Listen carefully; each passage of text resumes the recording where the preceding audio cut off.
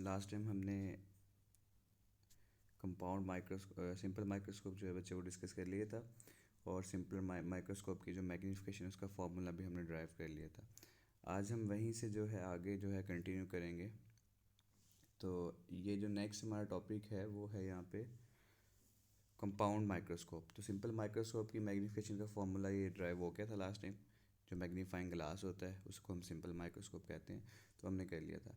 अब ये compound microscope जो है और सिंपल माइक्रोस्कोप, इसमें सबसे पहला जो डिफरेंस है, तो कंपाउंड माइक्रोस्कोप में बच्चे दो लेंस यूज़ होते हैं, इसलिए हम इसको कंपाउंड माइक्रोस्कोप कहते हैं। ये इसमें मेन डिफरेंस है। तो सिंपल माइक्रोस्कोप एक ही मैग्नीफाइंग ग्लास को हम यूज़ कर रहे होते हैं, उसे सिंपल सिंपल माइक्रोस्कोप कहते हैं। लेकिन यहाँ पे जो कंपाउंड माइक्रोस्कोप है इसमें हम बेसिकली दो लेंस यूज़ कर रहे होते हैं। यहाँ पे दो लेंस यूज़ होते हैं। जैसे यहाँ पे डायग्राम देखें, डायग्राम में एक लेंस ये है, ये हमारा ऑब्जेक्टिव लेंस होता है, और दूसरा लेंस हमारे पास ये है, इसे हम आई पीस कहते हैं। तो ये हमारे पास जो है दो लेंस यूज़ होते हैं। अब हम आते हैं इसकी कंस्ट्रक्शन की तरफ। तो इसकी जो कंस्ट्रक्शन है उसको मैं यहाँ पे डिस्कस करता हूँ कंपाउंड माइक्रोस्कोप की। तो क्योंकि इसमें दो लेंस होते हैं तो जाहिर सी बात इसकी मैग्नीफिकेशन जो है वो ज़्यादा होती है as compare to simple microscope, और इसकी जो मैग्नीफिकेशन है उसका फार्मूला भी आगे हम ड्राइव करते हैं। तो आपके पास ये कंपाउंड माइक्रोस्कोप है फिगर 1 में, ठीक है। अब देखें इसमें यहाँ पे दो लेंस हैं।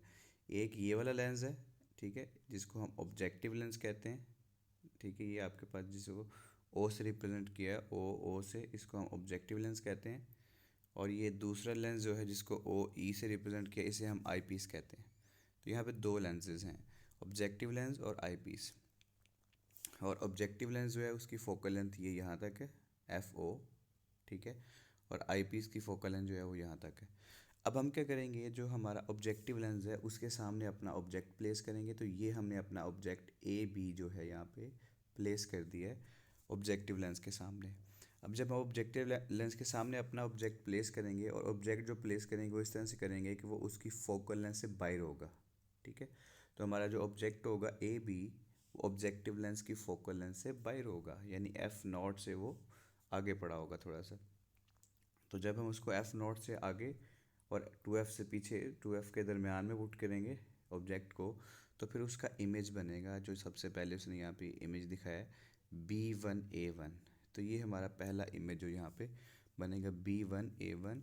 और ये इमेज इस तरह से बनेगा कि ये जो इमेज आपका बन रहा होगा, ये आई पीस की जो फोकल लेंथ है FE, ठीक है, ये उसके इनसाइड बन रहा होगा। तो ये आई पीस की फोकल लेंथ है। अब यहाँ पे देखें, तो जो आई पीस की हमारे पास यहाँ पे फोकल लेंथ है, ये जो इमेज है ये आई पीस की फोकल लेंथ के इनसाइड बन रहा होगा। अब हमने लास्ट टाइम भी देखा था मैग्नीफाइंग ग्लास में, जब किसी लेंस की फोकल लेंथ के अंदर हम अपने ऑब्जेक्ट को रखते हैं तो फिर उसका विजुअल और एनलार्ज इमेज बनता है। तो अब देखिए ये हमारा आई पीस है, ठीक है, ये हमारा आई पीस है, और जो हमारा इमेज है फर्स्ट वो B1V1 जो है वो इसकी फोकल लेंथ के अंदर बन रहा है। तो फिर आई पीस क्या करेगा, उसके लिए एज अ ये ऑब्जेक्ट होगा, ये जो आपका फर्स्ट इमेज है B1A1, ये एज अ ऑब्जेक्ट काम करेगा आई पीस के लिए। और फिर आई पीस इसका फाइनल इमेज बनाएगा। यहाँ पे ये देखें, ये इसका फाइनल इमेज बन रहा है, जिस इमेज को हम H2 कहेंगे या B2A2 कहेंगे, ठीक है। तो ये आपका फाइनल इमेज बनेगा जो कि काफ़ी एनलार्ज होगा, ठीक है, और ये सीधा होगा और ये वर्चुअल होगा। तो यहाँ पे दो इमेज बन रहे हैं। जो फर्स्ट इमेज बना था, यहाँ पे देखें, फर्स्ट इमेज जो था वो था रियल इमेज। आपका जो फर्स्ट इमेज था उसको अगर हम देखें तो फर्स्ट इमेज में ये आपका ऑब्जेक्ट है इस तरह से, और इमेज बन रहा है इस तरह से उल्टा उसके। तो ये रियल इमेज है, ठीक है। रियल इमेज के बाद जो फिर सेकंड इमेज आई पीस के थ्रू बना है, ये जो है बच्चे, ये देखें जिस तरह से आपका जो है ये अब ऑब्जेक्ट पड़ा हुआ है आई पीस के सामने। अब ये B1A1 आई पीस के लिए तो ऑब्जेक्ट है, तो ये इसका उसी तरह से इमेज बना देगा, यानी ये इरेक्ट इमेज है और मैग्नीफाइड इमेज है काफ़ी। तो इस केस में फिर आपके पास जो है ये विर्चुअल इमेज बनेगा। तो फाइनल इमेज होगा ये, और ये विर्चुअल इमेज होगा।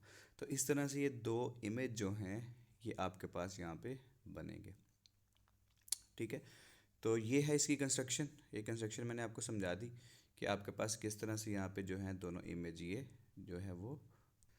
आगे नेक्स्ट हम बात करते हैं मैग्नीफिकेशन की। तो बच्चे मैग्नीफिकेशन का फॉर्मूला अपने बनाना है हमने। तो मैग्नीफिकेशन का यहाँ पे जो फॉर्मूला आएगा, मैग्नीफिकेशन का हम फॉर्मूला जो यहाँ पे बनाएंगे, वो हमारे पास कुछ इस तरह से आएगा। मैग्नीफिकेशन आपने पढ़ा था, एंगुलर मैग्नीफिकेशन, कि ये बेसिकली जो है बीटा ओवर अल्फ़ा के इक्वल होती है। ठीक है, बीटा और अल्फ़ा क्या है? बीटा आपका वो बेसिकली एंगल है जो लेंस के थ्रू बनता है। ठीक है, तो बीटा वो एंगल होता है जो लेंस के थ्रू बनता है, और अल्फ़ा वो एंगल होता है जो सीधा आई के ऊपर बनता है। ठीक है, तो इस केस में जो बीटा है उसकी जगह थीटा ई आ गया, यानी वो आपका जो एंगल है जो आई पीस के थ्रू बन रहा है, क्योंकि फाइनल इमेज आई पीस के थ्रू बन रहा था, तो वो एंगल जो आई पीस के थ्रू बन रहा है वो बीटा की जगह आ गया। और अल्फ़ा या थीटा वो एंगल है जो सिंपल आपका माइक्रोस्कोप के थ्रू बन रहा है। तो इस तरह से ये आपके पास आ गया। ठीक है, अब इनकी हम वैल्यू पुट करते हैं। देखें, अब ये जो थीटा ई है, ये अगर हम ऊपर वाली फिगर की तरफ दोबारा जाएं, तो जो थीटा ई है आपके पास, वो आपके पास देखिए इस ट्रायंगल से निकलेगा बेसिकली। ये जो बड़े वाली ट्रायंगल बनेगी, ये आपकी ट्रायंगल बनेगी, ये वाली, ये ट्रायंगल बनेगी, ये जो बड़े वाली ट्रायंगल बनेगी, तो ये थीटा ई के लिए आएगी। तो थीटा ई जो होगा बेसिकली वो एच टू, इस ट्रायंगल की ये जो साइड है परपेंडिकुलर, ये एच टू है, और इसकी जो ये वाली साइड है, ठीक है, इसकी जो ये वाली साइड है आपके पास, ये जो साइड है, इसको कलर चेंज करके अगर मैं दिखाऊँ, तो ये वाली जो साइड है आपके पास, ये वाली साइड, इसको उसने यहाँ पे रिप्रेजेंट किया हुआ है नीचे। तो इसको उसने यहाँ पे रिप्रेजेंट किया, वो डी से रिप्रेजेंट किया है कि डी डिस्टेंस है। तो अब टेन जो आपके पास आएगा, टेन थीटा ई, वो एच टू ओवर डी के इक्वल आ जाएगा। और ये जो सिंपल है आपके पास थीटा, यानी जो सीधा आई के ऊपर या आँख के ऊपर उस ऑब्जेक्ट का आपका एंगल बन रहा है, वो सिंपल एच ओवर डी के इक्वल आ जाएगा। और ये आपका एच है, एच यानी आपका जो ऑब्जेक्ट है रियल,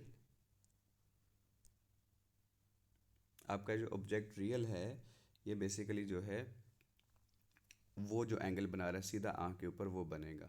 तो ये एच ओवर डी के इक्वल आएगा। जो थीटा जो है आपके पास, ठीक है, ये टेन थीटा जो है वो एच ओवर डी के इक्वल आएगा। तो ये दोनों एंगल अब आ गए हमारे पास, थीटा ई और थीटा की वैल्यू अब हमारे पास आ गई। तो इन वैल्यूज़ को पुट करते हैं अब।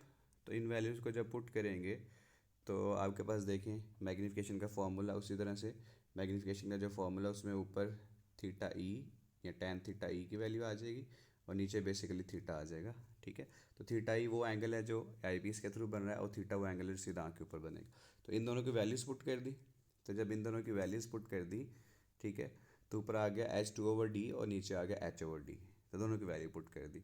अब इसको रीअरेंज कर लिया फॉर्मूले को, इस तरह से इसको रीअरेंज कर लिया। ये जो नीचे एच ओवर डी है जब ऊपर जाएगा तो ये डी ओवर एच हो जाएगा। तो इस तरह से आपके पास ये लिख लेंगे हम इसको। तो ये अब हमारे पास इसको रीअरेंज कर लिया। अब ये जो बचे हैं इसमें जो आपके पास ये मैग्नीफिकेशन है, इसका फॉर्मूला फिर यहाँ से निकल आएगा। तो मैग्नीफिकेशन का आपके पास जो यहाँ पे फॉर्मूला आ गया, ये लिखा हुआ उसने,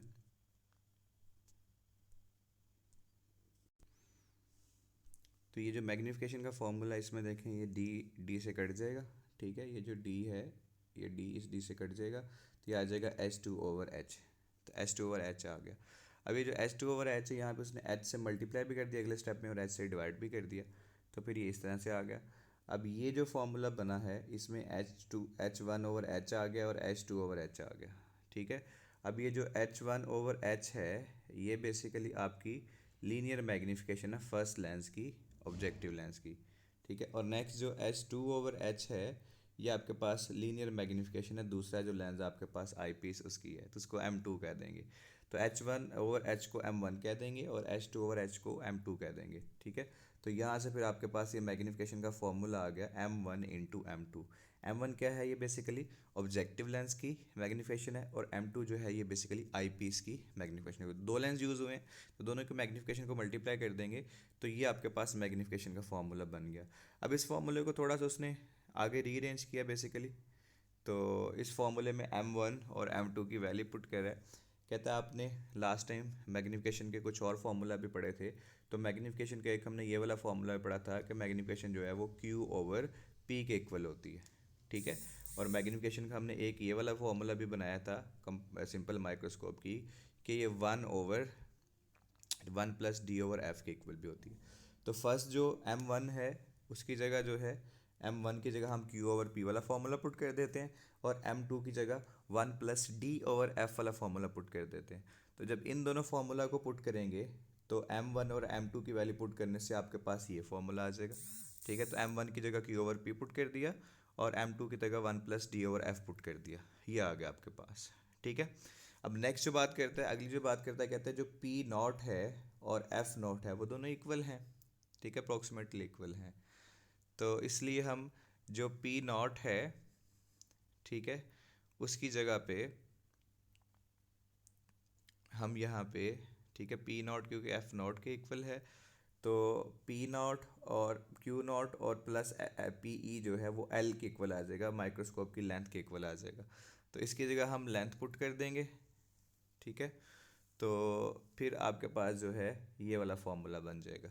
ठीक है, तो ये स्टेप ज़रा समझ लें। लास्ट जो है इसमें पहली जो बात कर रहा है, कहते हैं कि ऑब्जेक्ट जो है, ऑब्जेक्ट आपका जो प्लेस है वो बियॉन्ड द फोकस पॉइंट है ऑब्जेक्टिव लेंस की। तो इसलिए बेसिकली वो बिल्कुल फोकस पॉइंट के बाहर बिल्कुल पड़ा हुआ है, तो इसलिए पी नॉट और एफ नॉट दोनों इक्वल हैं, ये दोनों डिस्टेंस इक्वल है। पी नॉट बेसिकली ऑब्जेक्ट का डिस्टेंस है ना ऑब्जेक्टिव लेंस से। तो इसको अगर यहाँ पे मैं आपको फिगर में दिखाऊं तो कहता है कि ये देखें, ये आपके पास जो है पी नॉट है, ठीक है, ये आपके पास एफ नॉट है, और ये डिस्टेंस जो है उसके बाद ये जो डिस्टेंस है ऑब्जेक्ट का ये पी नॉट है। तो कहता है ये दोनों अप्रॉक्सीमेटली इक्वल हैं डिस्टेंस। ठीक है, एक बात ये कर रहा है। अगली बात ये कर रहा है कि माइक्रोस्कोप की जो लेंथ होती है या ये इन लेंसेज के दरमियान में ये जो डिस्टेंस होता है दोनों लेंसेज के दरमियान में, ये basically Q not plus P E के इक्वल होता है। ठीक है, पी ई आपके पास क्या है, पी ई बेसिकली ये जो लेंथ है, ये जो आई पीस के सामने ऑब्जेक्ट पड़ा हुआ है इसका जो है डिस्टेंस है, और क्यू नॉट जो है वो बेसिकली ये जो डिस्टेंस है, ठीक है, यहाँ से लेके यहाँ तक ये जो डिस्टेंस है ये क्यू नॉट है, यानी आपका जो बन रहा है इमेज ऑब्जेक्टिव लेंस से वो है डिस्टेंस, और ये पी ई जो है ये बेसिकली जो इमेज पड़ी हुई है जो आईपीस के सामने उसका डिस्टेंस है। तो इन दोनों को ऐड करेंगे इन डिस्टेंस को तो आपके पास लेंथ आ जाएगी माइक्रोस्कोप की।